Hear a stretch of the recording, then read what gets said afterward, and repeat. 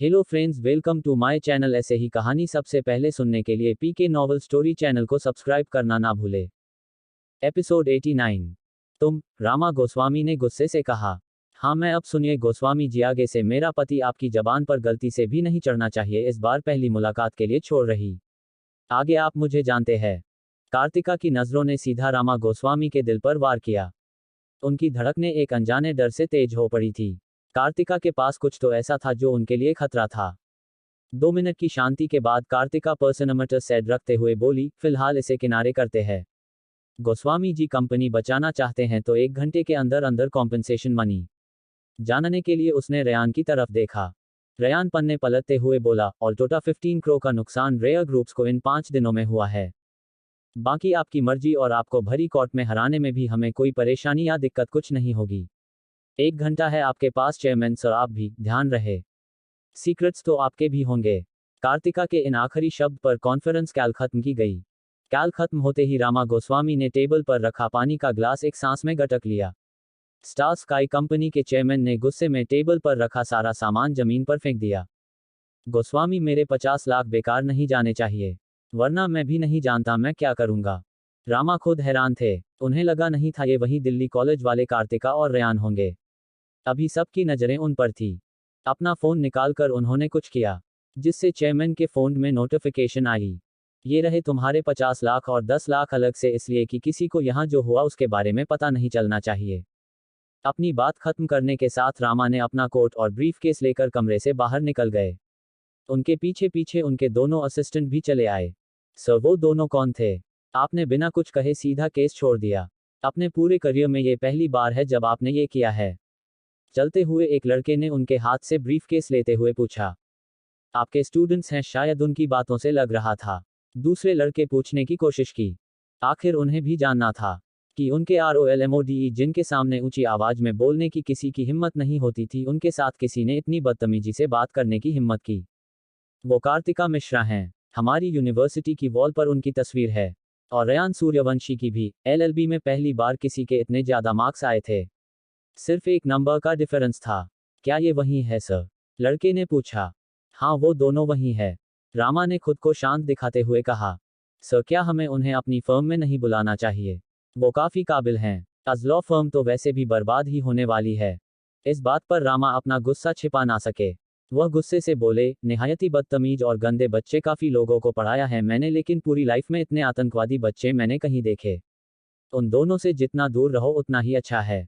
अब कोई इस बारे में बात नहीं करेगा, वरना। बात आधी छोड़कर तेज कदम से वहां से निकल गए।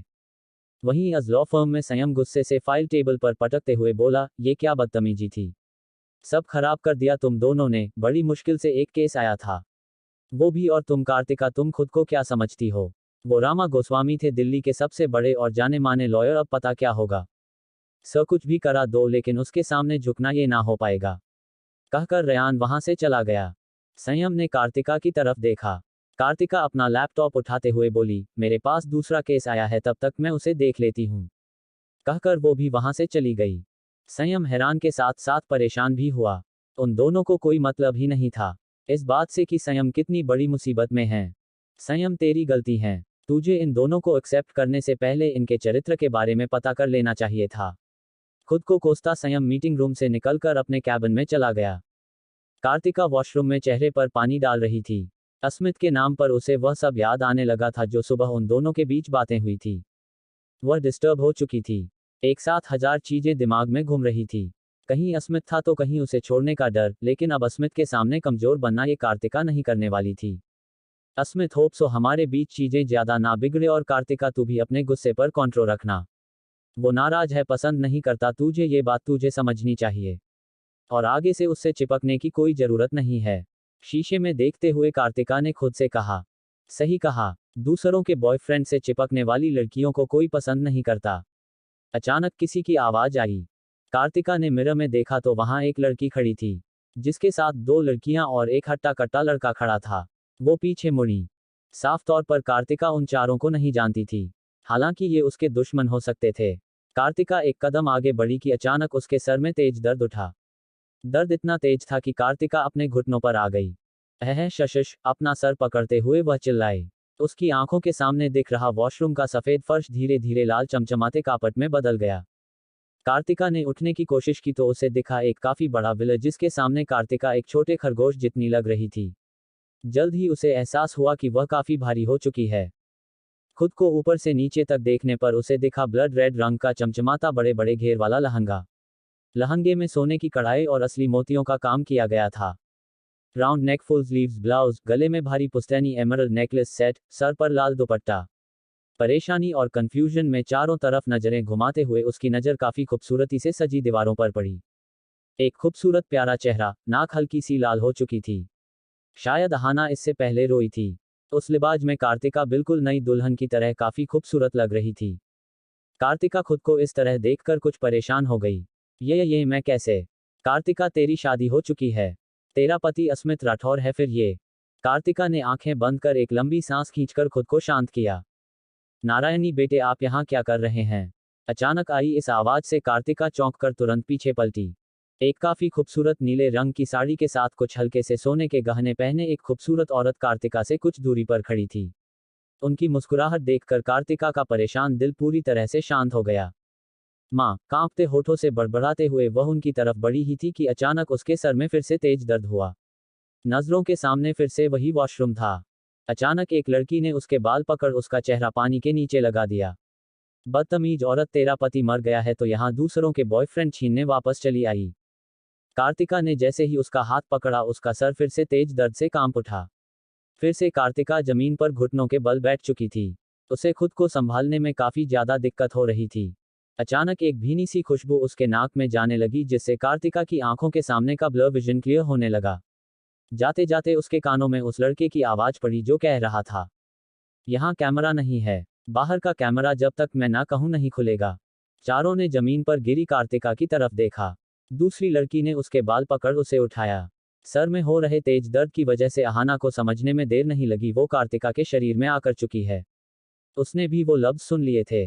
ये बात पहले बतानी चाहिए थी ना, कहते हुए अहाना ने अपने बाल पकड़कर खड़ी का हाथ पकड़ बुरी तरह मरोड़ दिया। उसकी गर्दन पीछे से पकड़ते हुए उसकी नजरें सामने खड़े उन 3 लोगों पर पड़ी। ओह, तो ये तुम हो आद्रिका जी, लगता है रेयान को दोबारा फंसा नहीं पाए। अपने छोटे बालों को झटकते हुए उसने एक एव स्माइल के साथ कहा। आद्रिका, छुड़ाओ मुझे, मेरा हाथ तोड़ देगी। अहाना के हाथों में फंसी वह लड़की दर्द से चिल्लाए। अहाना कसकर उसे हाथ पर जोर लगाते हुए बोली, कार्तिका मिश्रा को हाथ लगाना इतना भी आसान नहीं है। कहते हुए उसने उसे जमीन पर धक्का दे दिया। आद्रिका सबसे आखिर में खड़ी थी। वह जानती थी ऐसे समय पर कैसी सिचुएशन आ सकती है। साफ तौर पर वह खुद को बचाने के लिए आखिर में खड़ी थी। वह लड़का अहाना की तरफ बढ़ते हुए बोला, इसे तो मैं समझाता हूँ, लड़की को कैसे रहना चाहिए। लड़के ने अहाना की तरफ हाथ, इससे पहले वह इससे आगे कुछ कहता एक जोरदार पंच उसके चेहरे पर पड़ा। कुछ सेकंड्स की शांति के बाद उस लड़के की नाक से खून निकलने लगा और अगले ही पल वह जमीन पर गिरा था। अहाना उसकी पीठ पर अपनी हील्स टिकाकर आद्रिका और बची उस दूसरी लड़की के सामने खड़ी हो गई। दूसरी लड़की जल्दी से आद्रिका के पीछे छिप गई। मैंने कुछ नहीं किया, आद्रिका ने कहा कि तुम एडवोकेट रेयना को इससे छीन रही हो, इसलिए हम सब अपनी दोस्त की मदद करने आए थे। उसकी बात सुनकर लंबी सी कार्तिका ने सर घुमाकर आद्रिका की तरफ देखा। आद्रिका घबराकर 2 कदम पीछे जाते हुए अटकते हुए बोली, हाँ, हम ठीक ही तो कह रहे हैं। आप हमारे और रेयान के बीच ना आती तो सब ठीक रहता। अहाना की नज़र अपने हाथ पर थी और अगले ही पर उसने खींचकर एक जोरदार थप्पड़ उसका गालों पर जड़ दिया। आह, पीछे खड़ी लड़की हैरानी और डर से चिल्लाई। आद्रिका जमीन पर पड़ी थी। अचानक वॉशरूम का दरवाजा खुला। दरवाजे पर रेयान खड़ा था।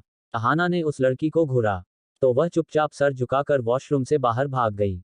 डर से उसका पूरा शरीर पसीने में भीग चुका था।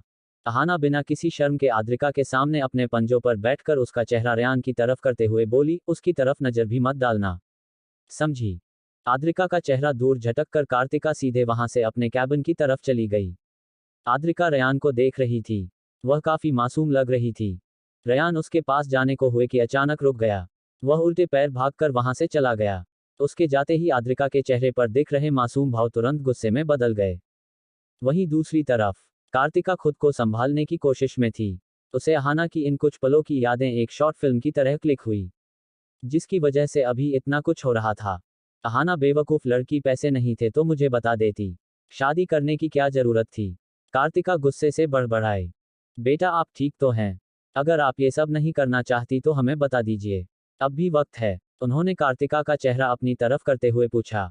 कार्तिका को वही पुरानी चंदन की भीनी सी खुशबू आई जो उसे हमेशा शांत करने का काम करती थी। उसकी माँ रोज चंदन घोलकर टिका लगाती थी, इसलिए ये खुशबू अब उनकी हो चुकी थी। कार्तिका उनके गले लग गई। माँ, हम ठीक है। आप परेशान ना हो, आपकी बेटी सब ठीक कर देगी। इन शेयरहोल्डर्स को उनकी औकात दिखाने का वक्त आ गया है। कंपनी जरा सा नीचे क्या गई, सब के सब हमें डुबाने पर उतर आए। च90। कार्तिका उनके गले लग गई। माँ, हम ठीक है। आप परेशान ना हो, आपकी बेटी सब ठीक कर देगी। इन शेयरहोल्डर्स को उनकी औकात दिखाने का वक्त आ गया है। कंपनी जरा सा नीचे क्या गई, सब के सब हमें डुबाने पर उतर आए। साध्वी इतना गुस्सा नहीं करते, हम कर भी क्या सकते हैं। यहाँ ऐसा ही होता है, जिसके पास पैसा नहीं उसकी कोई इज्जत नहीं। खैर तुम इन चीजों में मत पड़ो।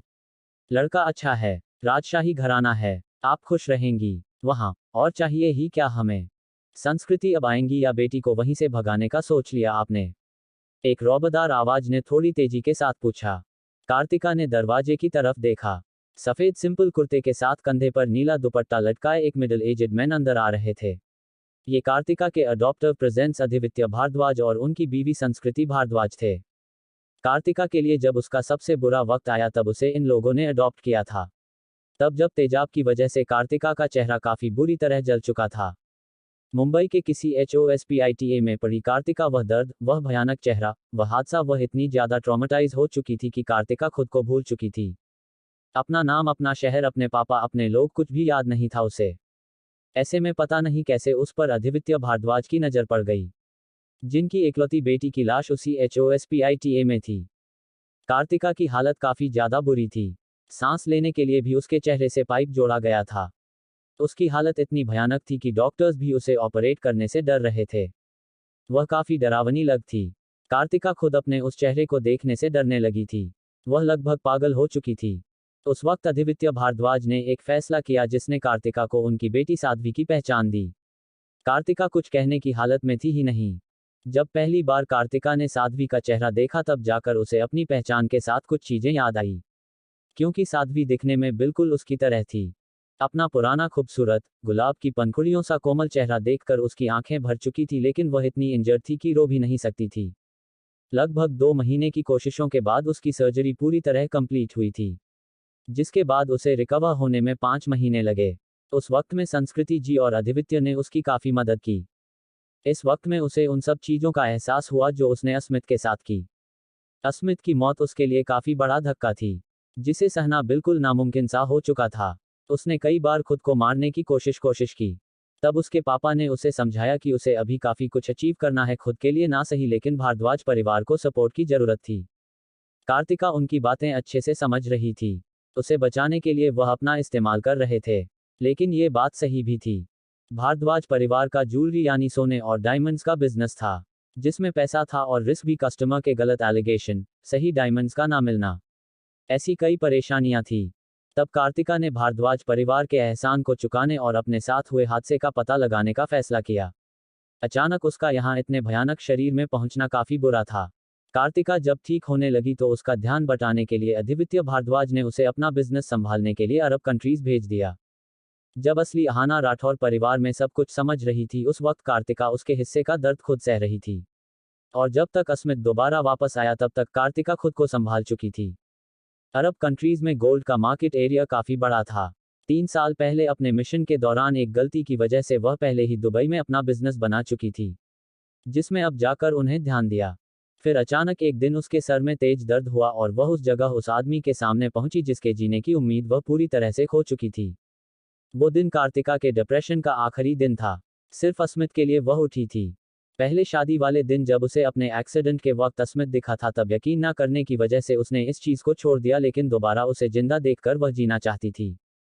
इतनी बुरी हालत से निकलने के बाद कार्तिका पहले से भी बुरी, घमंडी और बदतमीज हो चुकी थी।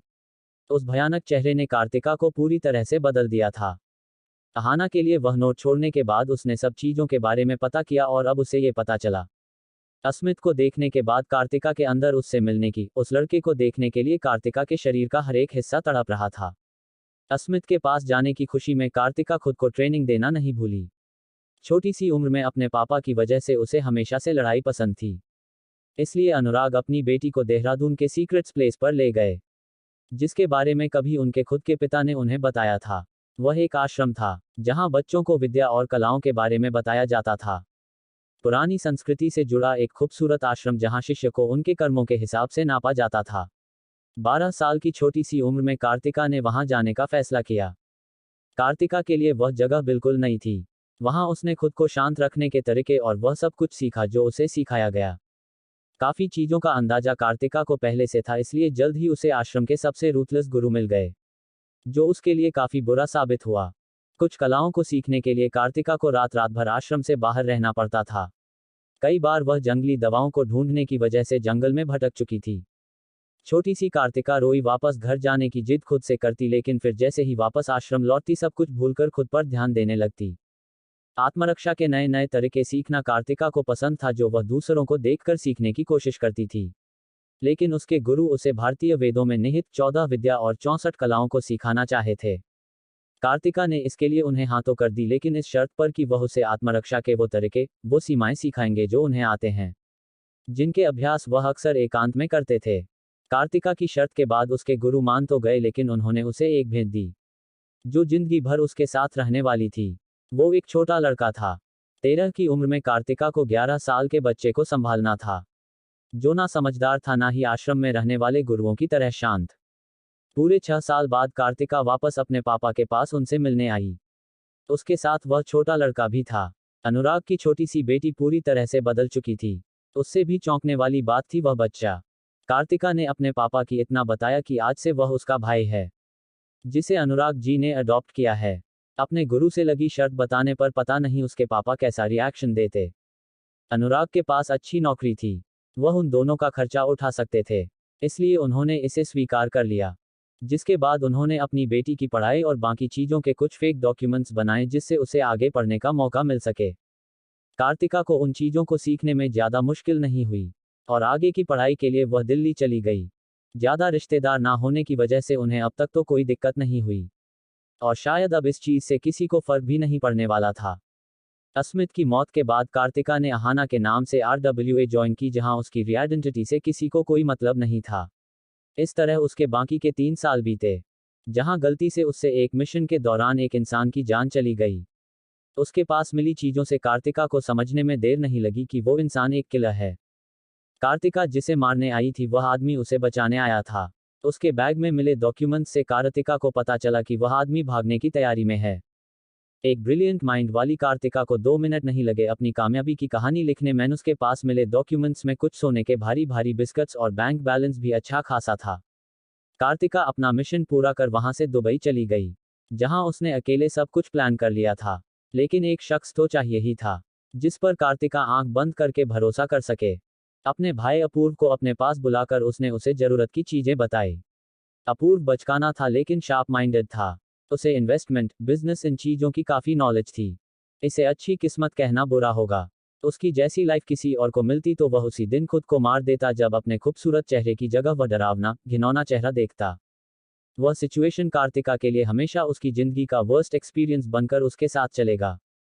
उसका पैसा देखकर लोग उसके जैसी जिंदगी मांगे, लेकिन वही जानती थी इतना पैसा कमाने के बाद ऐसी लाइफ अपनाने के लिए उसे क्या खोना पड़ा। कार्तिका अपनी यादों से बाहर आई। अधिवित्य भारद्वाज उसके सामने खड़े थे। पापा। अधिवित्य कार्तिका को कंधों से पकड़ ऊपर से नीचे तक देखते हुए बोले, साध्वी आप बेहद खूबसूरत लग रही है। हम अभी भी आपसे पूछ रहे हैं, आपको इस शादी से कोई दिक्कत तो नहीं है? कार्तिका उनका चेहरा देखते हुए बोली, पापा आप परेशान ना हो, आपकी इज्जत हम कभी कम नहीं होने देंगे। अधिवित्य की आंखें भर आई। आपको हमारी इज्जत के लिए अपने अरमान, अपना हमसफर इस तरह चुनने की कोई जरूरत नहीं है। कार्तिका मुस्कुराए। अधिवित्य धीरे से उसके कान में बोले, आप अपनी जॉब पर वापस चली जाएं।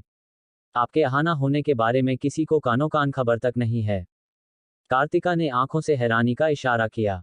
अधिवित्य भी आंखों से पता होने का इशारा कर संस्कृति की तरफ इशारा करने लगे। हमें भी कुछ बता दें, हम भी खुश हो लेंगे। संस्कृति जी ने अपने हाथ बांधते हुए पूछा। कुछ नहीं, वो तो हम लड़के की बात कर रहे थे। काफी हैंडसम है, आपको एक बार देख लेना चाहिए। नहीं संस्कृति जी, उन्होंने कहा। संस्कृति की आंखों के सामने उनके दामाद का चेहरा घूमा। वह कार्तिका का हाथ पकड़कर बोली, सूरत देखकर कुछ भी सोचना गलत बात है। आप उन्हें सूरत से नहीं हरकतों से पसंद करें। ये आपके रिश्ते के लिए ज्यादा बेहतर है। हाँ हाँ, बेटी 29 की है और तुम उसे परिवार बनाने के बजाय ये सब सलाह दो। पता चल रहा है कल ही वापस घर आ रही है। अधिवित्य ने मुंह बनाकर कहा। पापा, क्या हमने कुछ गलत कह दिया क्या? अधिवित्य ने अनजान बनते हुए कहा। अधिवित्य, परेशान मत कीजिए हमारी बेटी को। अपने पति को डांटकर संस्कृति साध्वी का हाथ पकड़कर बोली, साध्वी नहीं चाहते आप मंडप में जाकर इस शादी से इनकार करें। रॉय परिवार ने हमारी मदद के इरादे से इस शादी का प्रस्ताव रखा है। आप समझ रही हैं ना हम क्या कहना चाहते हैं? कार्तिका कुछ सोचकर बोली, हम ध्यान रखेंगे। तभी बाहर से एक सर्वेंट आकर बोला, साहब पंडित जी छोटी मालकिन को बुला रहे हैं। जी, हम अपनी बेटी को लेकर आते हैं, उन्होंने इज्जत के साथ कहा। संस्कृति कार्तिका का हाथ पकड़कर बोली, साध्वी आप अभी भी ना करना चाहें तो कर सकती है। इसके बाद आपको शायद ही मौका मिले। कार्तिका ने एक प्यारी सी मुस्कुराहट दी। पता नहीं उसके दिमाग में क्या सब चल रहा था। 91 भारद्वाज हाउस के बाहर बने बड़े से गार्डन एरिया को काफी खूबसूरती से सजाया गया था। शादी में काफी रईस लोगों को बुलाया गया था। अचानक दिल्ली के दो बड़े परिवारों में शादी हो रही थी। ना किसी को खबर थी, ना किसी को पहले से बताया गया। अचानक हो रही इस शादी से सब कंफ्यूज्ड थे।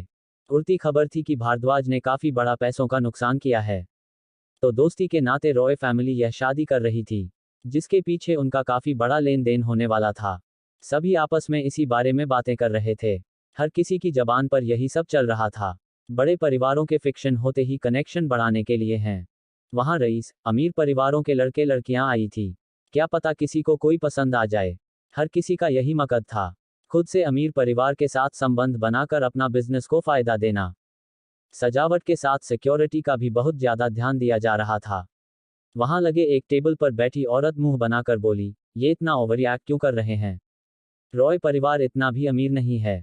मुझे तो लग रहा है रॉय परिवार में जो आखिरी बेटे बचे हैं उनसे शादी हो रही है, वरना रॉय परिवार के पोते का तो कुछ पता ही नहीं है। सामने बैठे लेडी ने जवाब दिया, मम्मा क्या साध्वी बहुत खूबसूरत है। मैंने मिडिल SCHOO के बाद आज तक उसे नहीं देखा। एक कोमल, नाजुक, काफी खूबसूरत लड़की ने पूछा। वह लड़की बेहद खूबसूरत थी, नाजुक सी, किसी का भी मन उसे छूने का करे, ऐसी खूबसूरती थी उसकी। उसकी माँ उसके बाल कान के पीछे करते हुए बोली, वह चाहे कितनी ही खूबसूरत क्यों ना हो, मेरी बेटी को कोई टक्कर दे ही नहीं सकता। देखो कैसे सबकी नजर तुम पर है। ऑफ कोर्स मम्मा कपूर जहां जाते हैं वहां सबको अपनी तरफ करके आते हैं, उसने धीमी आवाज में कहा। वहां आए हर एक आदमी की नजर उस पर जरूर पड़ रही थी। मिसेस कपूर, आपने साध्वी भारद्वाज के बारे में बातें सुनी? लोग कह रहे हैं वह काफी अजीब दिखती है, इसलिए अधिवित्य और संस्कृति ने उसे अरब देश भेज दिया ताकि किसी को उसके बारे में कुछ पता ना चले। एक औरत ने जल्दी से उनके साथ टेबल पर बैठते हुए कहा। और मैंने तो सुना है रॉय परिवार का एक ही बेटा है जो कुछ महीनों से घर ही नहीं आया है, साथ में बैठी दूसरी औरत ने कहा। एक लेडी उन सबको पास आने का इशारा कर धीमी आवाज में बोली, रॉय परिवार के दो बेटे हैं, हो सकता है जिसके बारे में कोई नहीं जानता वो यहाँ आए। अगर उसके बारे में कोई नहीं जानता इसका मतलब यह है कि वह देखने लायक नहीं होगा। या क्या पता रॉय परिवार ने अपने बड़े बेटे का परिवार खत्म होने के बाद उसके बच्चे को भी, किसी ने कहा। सब उसकी बातों का मतलब अच्छे से समझ चुके थे। वहां लोगों में कुछ एक आध लोगों को भारद्वाज परिवार की सच में फिक्र थी, तो आधे से ज्यादा अपने फायदे के लिए वहां आए थे। तभी काफी सारी काली गाड़ियां हॉर्न बजाते हुए गार्डन से होते हुए सबकी तरफ बढ़ने लगी। लग्जूरियस का महंगी से महंगी ब्रांड की कार जो अभी तक इंडिया में आई भी नहीं थी वो भी उनमें शामिल थी। गार्डन के बाहर आकर गाड़ियां रुकी। तुरंत गार्ड्स ने आगे बढ़कर पूरे रास्ते को घेर लिया। इतना POWERFU कौन आ गया? किसी ने कहा। सामने खड़ी ब्लैक थार का दरवाजा गार्ड ने खोला। एक लंबा शरीर गाड़ी से बाहर निकला। सामने खड़े आदमी को देखकर लोगों की आंखें जमीन पर गिरकर नाचने लगी तो जबान जमीन छूने लगी। लंबी हाइट, गोरा रंग, शार्प जॉलाइन, छोटी तीखी नाक और सबसे खूबसूरत उसकी काली गहरी आंखें, एक चार्मिंग, अट्रैक्टिव पर्सन सबके सामने था। वह काफी ज्यादा हैंडसम था, इतना कि वहां खड़े मर्दों की भी नजरें उससे हट नहीं रही थी। सबकी आंखों के सामने दिख रहा चेहरा, पर्सनालिटी उनकी सोच से कई ज्यादा बेहतर और अट्रैक्टिव थी। उसने काला कुर्ता पहना था जिसकी स्लीव्स उसकी बाजू तक थी। उसकी मसल्स साफ दिख रही थी। बिना किसी की तरफ नजर घुमाए वह सीधा आगे बढ़ गया। उसके चेहरे पर दिख रहे कठोर भाव समझना मुश्किल था। मंडप के पास पहुंचकर एक सिंपल लेडी उसके सामने आई। लड़के ने झुककर उनके पैर छुए। वह लेडी रॉय फैमिली की छोटी बहू अदिति रॉय थी, जिनके बेटे की शादी आज होने वाली थी। तो क्या ये रुद्राक्ष रॉय हैं? इतना ज्यादा हैंडसम? किसी के पूछने की जरूरत थी। सभी होश में आए और अपनी हैरानी छिपाते हुए सभी आपस में बातें करने लगे। वह लोग कर तो बुराई ही रहे थे, लेकिन कोई भी उस लड़के से अपनी नजरें हटा नहीं पा रहा था। शादी में अपने पति के साथ आई लेडीज का ये हाल था, तो फिर उनकी बेटियां, वो तो अब तक उस चेहरे को देखने में थी। ये लड़का भारत में कब से इतने हैंडसम लड़के अमीर होने लगे? ये जरूर यहाँ का नहीं है। एक लड़की ने चमकती नजरों के साथ उसे देखकर खुश होते हुए कहा। मुझे तो अभी भी यकीन नहीं हो रहा। दूसरी लड़की ने खोए हुए ही कहा। आज इसकी शादी उस मोटी लड़की से होने वाली है। Why don't I go and propose to him? देखते हैं वह किसे चुनता है। पास में खड़ी एक लड़की ने घमंड से कहा। मिस कपूर, आपको नहीं लगता ये सब साध्वी के सामने हो तो ज्यादा इंसल्टेड होगा? दूसरी लड़की ने सुझाव दिया। हाँ, ये ठीक है, उसका चेहरा देखने लायक होगा। तीसरी लड़की ने खुश होकर कहा। क्या साध्वी सच में मोटी है? एक ने पूछा। अरे, हम बचपन में साथ पढ़ते थे, तब देखा था उसे, इतनी मोटी थी। फिर मैं अब्रॉड चली गई थी, एक लड़की ने मजाक बनाते हुए कहा। कुछ इस तरह की बातें सबके बीच चल रही थी। यहाँ तक कि वहाँ आए बिजनेसमैन के बीच भी यही बातें चल रही थी। किसी ने आज तक ये चेहरा नहीं देखा था, कभी नहीं। वह लड़का जाकर मंडप पर बैठ गया। उसके सर पर सेहरा बांधा गया। इस बात का खास तौर पर ध्यान रखा गया था कि कोई भी मीडिया का आदमी अंदर ना आए। चलते हुए उस परफेक्ट फिगर वाले लड़के पर सबकी नजरें थी। वह काफी एलिगेंट लग रहा था। उसके मूव काफी राय और धीरे धीरे वहां बैठी लड़कियों के दिल में उतर रहे थे। तभी पंडित जी ने लड़की को बुलाने का इशारा किया, जिससे एक सर्वेंट सर हिलाकर घर के अंदर चला गया। मंडप पर बैठे लड़के की नजरें सामने जल रही आग पर थी। उसके चेहरे पर कोई भाव नहीं थे। पता नहीं वह क्या सोच रहा था। पंडित जी के मंत्रों के साथ मंडप में जलती लकड़ियों की हल्की हल्की आवाज के अलावा उस लड़के को कुछ भी सुनाई नहीं दे रहा था। तभी हल्की पायलों की आवाज से उसके कान खड़े हो गए। नजरें उठाने पर उसे सामने घर की सीढ़ियों के ऊपर खड़ी लाल जोड़े में सजी एक खूबसूरत लड़की दिखी। पल भर के लिए उसकी नजरें झपकान ही भूल चुकी थी। साध्वी भारद्वाज आज सबके सामने थी। सबकी सांसें दोबारा थम चुकी थी। वह बेहद खूबसूरत थी। आधे से ज्यादा लोग अपनी जगह से खड़े हो चुके थे। साध्वी की खूबसूरती थी ही ऐसी, सभी लड़कियों की नजरें कभी साध्वी को देखती तो कभी उनकी मिस कपूर को। वहीं ऊपर सीढ़ियों पर खड़ी साध्वी अपने भारी लाल लहंगे को संभाल रही थी। उसकी पतली कमर काफी मुश्किल से इतना भार संभाल पा रही थी। कपड़ों से ढकी साध्वी अपनी खूबसूरती की वजह से सबका दिल सेकंड्स में जीत चुकी थी। उसके कपड़ों की कीमत, गहने की कीमत ये भी दर्शा रही थी कि भारद्वाज परिवार की कितनी हैसियत है। साध्वी यानी कार्तिका ने नजरें उठाकर मंडप पर बैठे लड़के को देखने की कोशिश की। उसे उम्मीद नहीं थी दूल्हा ब्लैक आउटफिट में होगा। अचानक कार्तिका के सर में तेज दर्द होने लगा। नो नो नो, अभी अभी बिल्कुल नहीं आहाना, तुम्हें आहाना ना बनाकर सिर्फ साध्वी के बारे में बताना चाहिए था।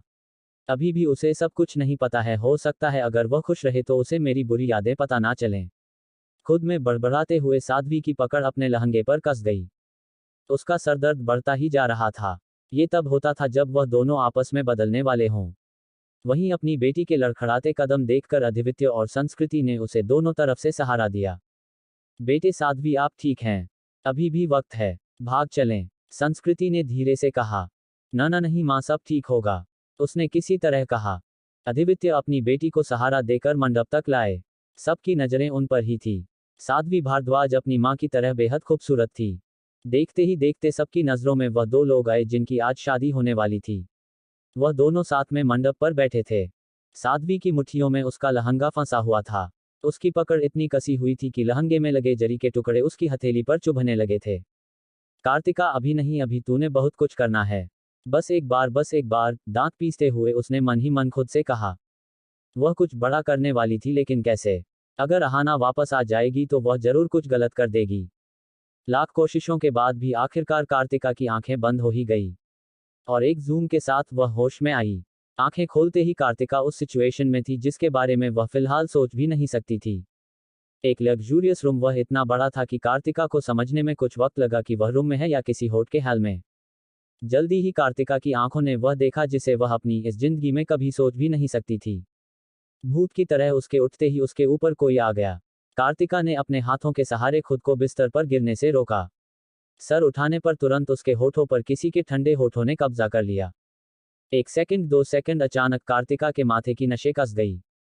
उसने 1 सेकंड का ब्रेक लेकर अपने सर से कसकर उस लड़के के सर पर दे मारा। वह लड़का चिल्लाया, आह कार्तिका! क्या कार्तिका! चिल्लाते हुए अचानक कार्तिका की आवाज धीमी हो गई। उसे एहसास हुआ यह आवाज जानी पहचानी है। वह जैसे ही बिस्तर से उठी, उसका सर चकराना लगा। वो ये क्या है? प्लीज डोंट टेल मी कि इसने ड्रग्स लिए हैं। कार्तिका ने हंसते हुए खुद से कहा, ताकि वह समझ सके कि यह बात सच नहीं है। अपना सर 2 से 3 बार झटकने पर कार्तिका को कुछ बेहतर लगा। तभी एक हाथ उसकी कमर पर आया और दूसरा उसके चेहरे से बालों को हटाकर उसके होठों की तरफ झुका। कार्तिका उस किस से ज्यादा उस एहसास से डर रही थी जो उस किस की वजह से उसके दिल के साथ पूरे शरीर को कंट्रोल कर रहे थे। कार्तिका, तू सिर्फ अस्मित को पसंद करती है। अपने मन में सोचते हुए वह उस लड़के को खुद से दूर धकेलने की कोशिश कर रही थी। बट इन रियलिटी कार्तिका उस किस को पता नहीं क्या समझने लगी थी। वह उसे फी कर सकती थी। इससे पहले वह अपना पूरा दिमाग खोती उसने जल्दी ही खुद को संभाल लिया। 92। कार्तिका ने जैसे ही सर उठाया, उसे एहसास हुआ उसकी आंखों के सामने एक जाना पहचाना फिगर है। 80। वह धीरे से बड़बड़ाए। तभी उसका सर जोर से घूमने लगा। कार्तिका की नज़र दरवाजे पर पड़ी, जहां से एक परछाई अंदर आ रही थी। कार्तिका को बेहद अजीब लगा। वह बिना 1 सेकंड गवाए उस शरीर के पीछे भागी। वेट हेलो, उसने अटकते हुए कहा। इतने में वह शरीर लिफ्ट के अंदर चला गया। कार्तिका की आंखें पता नहीं क्यों उसका चेहरा नहीं देखना रही थी। उसे दिखा उसका फ्लो नंबर जो टॉप फ्लो पर था। कार्तिका ने अपने सर पर मारा तो उसकी विजन कुछ ठीक हुआ। ये क्या हो रहा है? मैं अंधी नहीं होने वाली, खुद से कहते हुए वह सीढ़ियों से ऊपर की तरफ भागी। कार्तिका की धड़कनें हद से तेज धड़क रही थी। अपनी सांसें संभालते हुए वह पूरी ताकत से ऊपर की तरफ भागी। उस फ्लो पर पहुंचने के बाद कार्तिका को एक लंबा खाली कॉरिडोर दिखा। वह धीमे कदमों से अपनी नर्वसनेस छिपाते हुए आगे बढ़ रही थी। एक अनजाने डर से उसकी धड़कनें काफी ज्यादा तेज थी। इतनी ज्यादा कि वह खुद इस चीज को समझने में नाकाम थी। कुछ देर चलने के बाद उसे एहसास हुआ कि उसे कुछ नहीं मिलने वाला। तभी उसे एहसास हुआ जैसे कोई उसे घूर रहा हो। कार्तिका तुरंत पीछे पलटी लेकिन उसे कोई नहीं दिखा। कार्तिका लिफ्ट के अंदर वापस आई। उस खाली कॉरिडोर को देखते हुए उसे अभी भी वह एहसास छूट नहीं रहा था। 80 बेबी, उसके होठ अचानक से बुदबुदाए। कार्तिका के दिमाग में ऊपर से नीचे तक हर एक चीज घूमने लगी। लिफ्ट का दरवाजा बंद होने लगा और उसकी आंखों के सामने नाचता वह साया उस अंधेरे में कहीं खोसा गया। अपनी फीलिंग्स के साथ कार्तिका वापस लौट आई। नीचे आकर उसने टैक्सी ली और उस जगह से निकल गई। कार्तिका इसी सोच में थी कि अचानक उसे हुआ क्या। वह कैसे इतनी बुरी हो सकती है? जब उसकी जबान पर हमेशा अस्मित का नाम रहता है तो वह कैसे किसी दूसरे लड़के को इस तरह अपने पास आने दे सकती है? अपनी इन्हीं सोचों के साथ कार्तिका जल्द ही अपने पापा के घर चली गई। अनुराग फिलहाल ड्यूटी से घर नहीं लौटे थे। कार्तिका जाकर अपने कमरे में बिस्तर पर लेट गई। उसकी बंद आंखों के सामने बार बार वह हादसा घूम रहा था। ना ही उसे अहाना की बनाई मेमोरीज मिल रही थी, ना ही कुछ समझ आ रहा था। अचानक कार्तिका के कानों में नगाड़ों की जोर जोर से आवाज सुनाई देने लगी। उसने जैसे ही आंखें खोली, वह मंडप पर अकेली बैठी थी। उसे एहसास हुआ उसका दिल काफी जोर जोर से धड़क रहा है। मतलब अहाना शायद डरी हुई है। कार्तिका ने सर उठाया तो अचानक चिल्ला पड़ी, अह, क्या हुआ साध्वी, आप ठीक तो है? ये दूसरी बार आप इस तरह चिल्ला रही हैं। संस्कृति ने जल्दी से आगे आकर कहा। कार्तिका की नजरें अपने सामने दिख रहे भोले चेहरे वाले उस लड़के पर पड़ी। शादी में काफी लोग थे। कार्तिका ने याद करने की कोशिश की लेकिन इस बार भी उसे अहाना की गई एक भी हरकत याद नहीं आई। धीरे से चारों तरफ नजरें घुमाने पर उसे एक जाना पहचाना चेहरा दिखा। उसकी नजरें तीखी हो गई। आदित्य अपनी बेटी के कान में बोले, बोलिए बेटा, आप जो कहेंगी वही होगा। अगर आप इस शादी को ना करना चाहें तो कोई दिक्कत नहीं है। साध्वी कैसे कुछ कहती, उसे तो कुछ याद ही नहीं है। और अगर जो वह सोच रही है वो बात हुई है तो साध्वी भारद्वाज, तुम्हें अपना फैसला सोच समझ कर लेना चाहिए। शेखावत परिवार तुम्हें अपनाएगा लेकिन रॉय परिवार नहीं, सामने खड़े लड़के ने कहा। कार्तिका ने खुद को संभाल कर जब सामने देखा उसकी हैरानी का ठिकाना तक नहीं था। सामने रुद्राक्ष सिंह रजावत खड़ा था। 3 पीस बिजनेस सूट पहना वह लड़का काफी हैंडसम लग रहा था। उसके सूट का कोट उसके हाथ में था। साध्वी ने तुरंत अपना सर झुका लिया। अगर वो उसे पहचान लेगा तो काफी कच बिगड़ सकता है। तभी साध्वी का ध्यान उस आदमी पर गया जिसे देखकर उसकी चीख निकली थी। वह जल्दी से मंडप से उठी। कुछ पीछे ही एक लड़का खड़ा था। साध्वी की नजरें उस चेहरे पर थी। वो वह आदमी था जिसने कुछ ही दिनों पहले उनके घर पर हमला किया था, जिसे हराकर उसने अस्मित को बचाया था। वहीं साध्वी के खुद को यूं देखने पर उस लड़के ने नजरें उठाकर उसे देखा। साध्वी के कदम अपने आप 2 कदम पीछे हो गए। साध्वी उससे डर रही थी। लड़के के खूबसूरत अट्रैक्टिव चेहरे को देखकर बताना मुश्किल था कि वह वही लड़का है जिसने उस पर जानलेवा हमला किया था। उसके चेहरे पर हल्का सा कट और माथे पर बैंडेज लगी थी। फिर भी वह काफी हैंडसम लग रहा था। कार्तिका को अच्छे से याद था कि वह आदमी अस्मित के लोगों ने पकड़ लिया था। फिर ये यहाँ क्या कर रहा है? वो भी शादी के मंडप में। कहीं इसे शक तो नहीं हो गया? या कार्तिका की जगह उसने अहाना को पकड़ा है? उस लड़की के तौर पर जिसने उससे लड़ाई की थी। कार्तिका साफ तौर पर अपनी धड़कनें महसूस कर सकती थी। अहाना इस आदमी से कुछ डर रही थी। जैसे तैसे उसने खुद को संभाला और अपने पापा के सामने जाकर खड़ी हो गई। अधिवित्य से पूछने पर उसे सब पता चला। अपना फोन मांगते हुए साध्वी बोली, तो ये सब भारद्वाज परिवार का तमाशा बनाने आए हैं।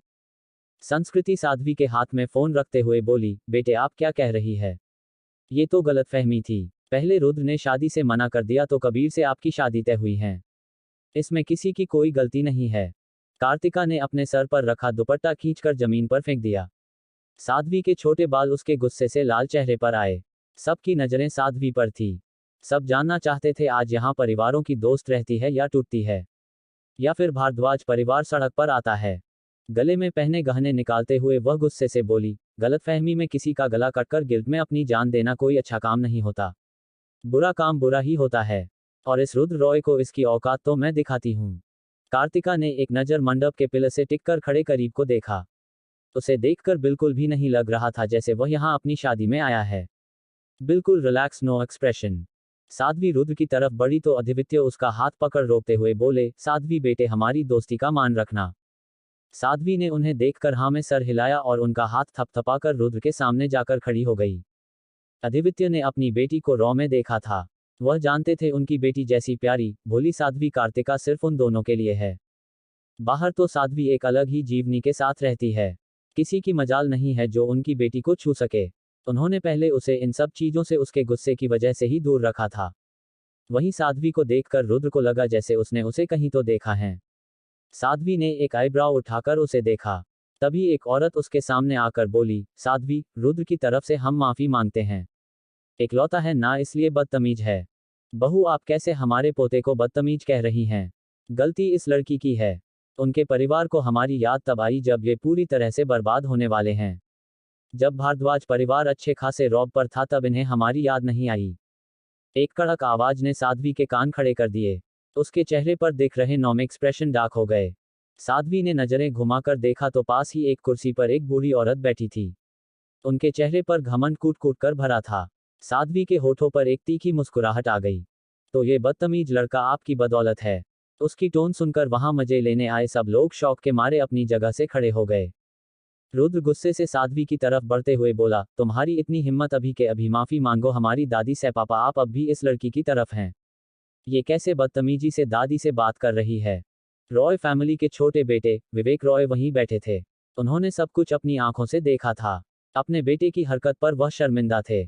उसे इस तरह उनके दोस्त की बेइज्जती नहीं करनी चाहिए। वह बोले, हमने ही गलती कर दी। कबीर की जगह आज आपको होस्ट भेजते तो शायद ये दिन ना देखना पड़ता। विवेक ये तुम क्या कह रहे हो?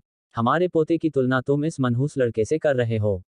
पाप लगेगा हमें। फिर से एक बार अपने बेटे को खो चुके हैं, दोबारा नहीं खोना चाहते। अश्विनी जी की बात सुनकर अब तक शांत खड़े कबीर की मुठ्ठियां कस गई। अपना सर झुकाकर वह अब भी उसी तरह खड़ा रहा। विवेक रॉय अपनी मां को चुप कराते हुए बोले, मां आप ये बातें अभी तो मत कीजिए। हमारे घर के बेटे को आपने उसके नाना नानी के पास भेज दिया, इतना काफी नहीं था जो आप? अश्विनी रॉय अपनी कुर्सी से उठकर उनके सामने आकर बोली, तो हमारे पोते को भी डांटना बंद करो। कार्तिका का दिमाग खराब हो रहा था। इस फैमिली ड्रामा से उसने आज तक ये सब कभी नहीं देखा था। ना उसे ज्यादा लोग पसंद थे, खासकर इस तरह के। इन सब लड़ाइयों के बीच अधिवित्य का फोन लगातार बजे जा रहा था। अब जाकर उन्हें इस बात का एहसास हुआ। उन्होंने फोन देखा तो वहां उनके सेक्रेटरी का कॉल आ रहा था। हेलो सर, आपसे कुछ बात करनी है। शर्मा जी आप हमारी बेटी की शादी में तो आए थे फिर? उन्होंने पूछा। सर ये सब छोड़िए, ये सुनिए। हमारी टीम को ब्लू डायमंड और गुड्स में जेड मिले हैं, और अभी अभी मिस्र से एक काफी इज्जतदार कंपनी ने हमारे शेयर्स खरीदकर इन्वेस्टमेंट के लिए पूछा है। ये सुनते ही अधिवित्य के पैरों तले जमीन सरक गई। शर्मा जी आप सुन भी रहे हैं? आप क्या कह रहे हैं? उन्होंने हैरानी के साथ पूछा। जी सर, मिश्र से हमें गोल्ड और डायमंड्स का काफी बड़ा ऑर्डर मिला है। हमारे गुड्स में रोइम्पेर या जड़े मिला हैं। शर्मा जी ने खुशी से कहा। शर्मा जी, आपने तो हमें सड़क पर आने से बचा लिया। अब हमें अपनी बेटी की शादी, कहते कहते उन्होंने साध्वी की तरफ देखा। शर्मा जी, आप सब संभालिए, हम कुछ देर में पहुंचते हैं। फोन काटकर वह जल्दी से संस्कृति के पास गए और उन्हें सब बताया। संस्कृति के लिए यकीन करना मुश्किल था। वहीं साध्वी रॉय परिवार के झगड़े से परेशान होकर बोली, Roy family please don't spoil me wedding. Sadhvi की आवाज सुनकर सब अपनी जगह पर रुक गए। ये लड़की ज्यादा बोल रही है। कल सुबह बैंकक्रप्ट होने वाले ही हैं, तब अक्ल ठिकाने आएगी। रुद्र ने गुस्से से कहा। साध्वी हाथ बांध कर बोली, हाँ ठीक है, निकलो अब, और अगर कल भारद्वाज सड़क पर ना आए तो आप सबको इसकी कीमत चुकानी होगी। आई प्रॉमिस, मेरे डैड को यहाँ पहुँचाने वाले हर एक शख्स को अपने पैसे से हाथ धोना पड़ेगा। आग सी जलती कार्तिका का डर सबके अंदर बैठने लगा था, लेकिन चेहरे पर हल्की सी मुस्कुराहट के साथ किसी ने भी उसकी बातों पर ध्यान नहीं सिवाय एक इंसान के। गार्ड सबको इज्जत से बाहर छोड़कर आओ, कहकर साध्वी अपने बड़े से मेंशन की तरफ चली गई। साध्वी के शब्द सबके लिए बेइज्जती से कम नहीं थे। रुद्र तो इस चीज से काफी खुश था। वह खुद यह शादी नहीं चाहता था। अच्छा हुआ जो ये सब इतनी जल्दी खत्म हो गया। सब लोगों के जाने के बाद शादी के लिए सजा वह घर बिल्कुल शांत पड़ चुका था। सर्वेंट सभी सामान समेटने में लग चुके थे। उन्हें भी घर की हालत पता थी। काफी सर्वेंट घर छोड़कर जा भी चुके थे। इसका अगला एपिसोड सुनने के लिए वीडियो को लाइक और पीके नॉवल स्टोरी को सब्सक्राइब करना ना भूले।